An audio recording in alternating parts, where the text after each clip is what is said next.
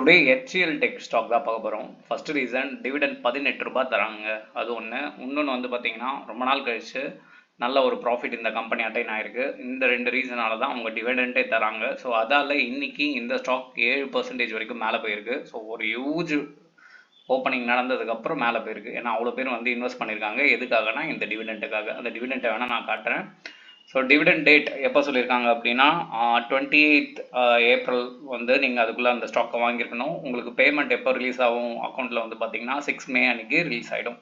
So அதால் இந்த ஸ்டாக்கை டிவிடெண்ட்டுக்காகவே நிறைய பேர் அக்குமுலேட் பண்ணிகிட்டு இருக்காங்க. இன்னொன்று குட் ரிசல்ட்டும் வந்திருக்கிறதால இது நடக்குது. மேபி என்னோட ஐடியா என்னென்னா அடுத்த IRI இங்கே இருக்குது. ஸோ இது வரைக்கும் இந்த ஸ்டாக் வந்து ட்ராவல் ஆகுன்றது நான் நினைக்கிறேன்.